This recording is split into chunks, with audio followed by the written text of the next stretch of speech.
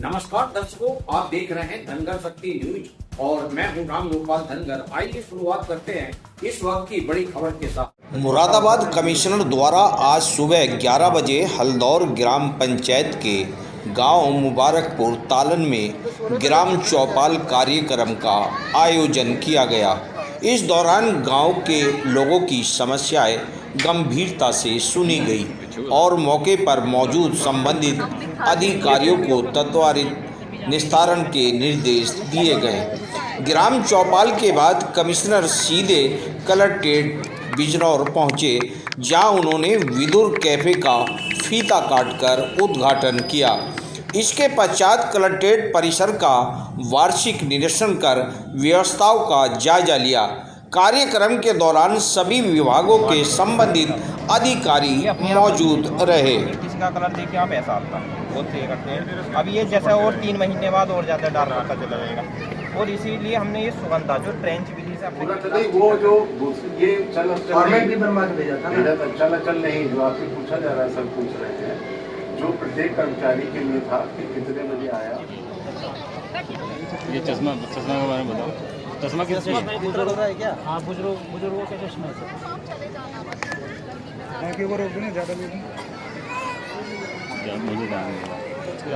आप लोग बैठे बैठ के बात सुनिए सब लोग जरा। तो क्या होता है, टीकाकरण 2 तरीके का होता है। एक बच्चे का टीकाकरण होता है, एक माँ का टीकाकरण होता है। माँ के गर्भ में जब बच्चा होता है उस समय टीकाकरण करना जरूरी होता है और सारे अगर टीकाकरण नहीं हुए तो बच्चे की ये कंडीशन आएगी ही आएगी। ये रोका जा सकता था अगर सही समय पर टीकाकरण होता। एक दूसरा, माँ का चेकअप होता कि उसके अंदर खून की कमी तो नहीं है। खून की कमी चेक करने के लिए आप डॉक्टर के पास, अपनी जिंदगी से ज्यादा कीमती कोई चीज है क्या? उसके बाद अपने बच्चे की जिंदगी से ज्यादा कीमती कोई चीज है क्या? आज ये बच्चा दिव्यांग नहीं रहा होता अगर टाइम से इसको टीका लग गया होता। लेकिन दिक्कत क्या होती है, टीका लगाने जाते हैं तो बहुत सारे लोग भाग जाते हैं, हमें अपने बच्चे का टीका नहीं करवाना, हमें अपनी बीवी का टीका नहीं करवाना। क्यों नहीं करवाना? क्योंकि टीके में पता नहीं क्या डाल दिया। आपको पता है टीका WHO कराता है, WHO वर्ल्ड हेल्थ ऑर्गेनाइजेशन, और उसका टीका इस बात के लिए रहता है कि जब माँ के गर्भ में बच्चा आ जाता है तो बच्चे को कुछ खुराक चाहिए होती है, अगर वो नहीं मिला तो ब्लड सर्कुलेशन रुक जाता है। ये बच्चा आपके सामने है।